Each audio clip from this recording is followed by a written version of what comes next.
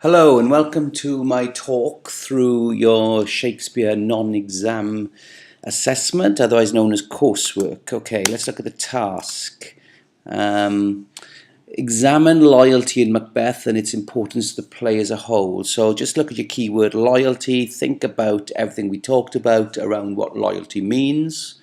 And you may like to consider, of course, Macbeth's initial loyalty to King Duncan, his loyalty to Lady Macbeth and how this influences his attitudes to the king and how he's loyal to her, how he's torn between his loyalty to his wife and his loyalty to King Duncan. And of course, if you're talking about loyalty, you're obviously going to talk about disloyalty, and we can talk about the effect that disloyalty has on the characters. And you can also think about loyalty in terms of other characters and in other parts of the play, i.e. anything else you want to talk about. However, there's some pointers on the sort of way forward.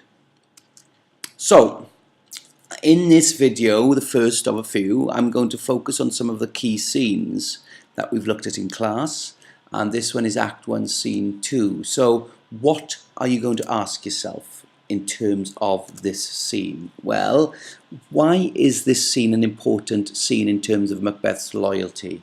How does it show him to be loyal? Does it show him to be loyal? Well, of course it does. And how does it do that?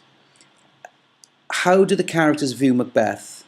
And what actions support this? Now, remember, Macbeth isn't actually in this scene, but they talk about Macbeth a lot. So why does Shakespeare do this? And what is that saying about the character? And what's it saying about his loyalty? And then remember that you will also try and talk about the techniques that Shakespeare uses to reinforce the idea that Macbeth is this loyal warrior. And that he's totally loyal to Duncan, to Scotland at the start of the play. And provide an overview of all this as well. So, let's get stuck in. There's the first third of the scene.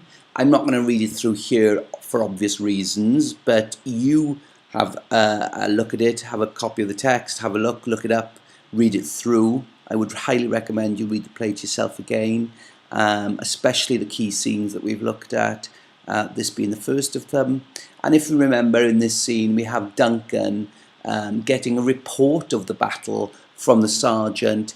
If you look at it, he says that, you know, what bloody man is that? He can report, as seemeth by his plight of the revolt, the new estate. He's come fresh from the battle, he can report what's going on, and he does. And then he talks about Macbeth and Banquo to Duncan and tells him all about it. Right, points from this little part of the scene are: how is Macbeth referred to? Well, they use this adjective brave right from the start. Brave Macbeth. It's there in front of you. So this is clear that this is how he's seen. He uses the simile like Vala's minion. This is one of the images used. Minion, we talked about in terms of Despicable Me. But also, think about its meaning. Its true meaning of a servant, a slave. And so they're saying that Macbeth is basically the servant of valor, of bravery. They use this metaphor, and I love this metaphor, this brandished steel smoked with bloody execution. So in other words, his sword was smoking hot with all the killing he was doing. So it does show Macbeth is quite bloodthirsty, but all of this is showing how loyal he's doing. He's fighting in Duncan's name. He's fighting on behalf of Scotland. He's fighting to keep Duncan as king. And so all these images combine to show how loyal he is. And it pays off because Duncan uses these terms: valiant cousin, worthy gentleman. It sets him up as a family member of Duncan. So there's loyalty in terms of him being a family member. But also the adjectives worthy, valiant. And you may refer briefly, perhaps, it's not the most important thing, but you may want a brief reference to the exclamatory tone. Shows how emotive it's made him feel and how much respect Duncan has for Macbeth and exactly how he feels about him and the debt of honour that he owes him. So let those sink in for a minute. Find them in that scene. Those are the sort of things you're going to reference when you're looking at this scene, I would have thought. Then we get the middle part of this scene, where the sergeant continues with his account of what happened.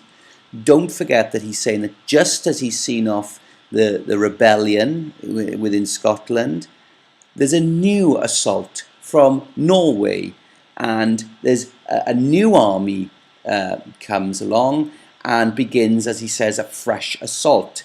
Duncan, the king, asks, "Dismayed not this our captains Macbeth and Banquo? Were they not dismayed by this?" And then the sergeant tells him that no, they weren't, and that they fought doubly hard to fight off this new attack. Now, if you're going to choose parts of this section, you probably are going to focus in on the simile and the juxtaposition that he uses between these two things. He says, when Duncan asks, were they scared of this new attack? Or, he says, as sparrows, eagles, or the hare, the lion. So in other words, Macbeth and Banquo were about as scared as an eagle is of a sparrow or the lion is of a hare. So we got these quite powerful similes being used to show that they weren't scared at all. And when he says they were cannons overcharged with double cracks, Shakespeare is referring to the cannons that would have been around in his time, and that they were like those cannons, fired up, as we might say today, overcharged with double cracks. It spurred them on to fight this with double the amount of energy, in other words. So, having had this account of how brilliant Macbeth and Banquo were on the battlefield, it totally shows his loyalty. We come to the end of the scene where Ross comes in and he reports that the Thane of Cawdor, the old Thane of Cawdor, was actually a traitor. We get our first mention, if you read it through, of disloyalty, and that he's been disloyal, and that he's been rebellious. And Duncan, towards the end, if you look at the last few lines, says that he will be killed. The Thane of Cawdor will be killed, and with his former title, greet Macbeth. What he hath lost, noble Macbeth hath won. So we get this at the end of the scene. Now, from that little bit, let's think. Bellona's bridegroom. It's again a use of a metaphor. This is more imagery to describe Macbeth as being the god of war's husband. They're setting Macbeth up as almost a god for having fought off these attacks. He is seen as somebody almost superhuman, totally loyal, totally fighting on Duncan's behalf. Again, we get more of this emotive vocabulary, great happiness. It shows just what Duncan feels about Macbeth.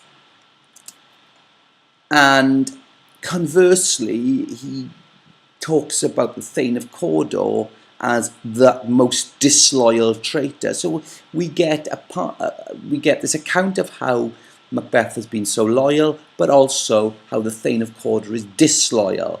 Now, you could mention that this foreshadows the end of the play, because of course Macbeth becomes Thane of Cawdor in this scene, and perhaps that's foreshadowing how he too will become a traitor as the play progresses.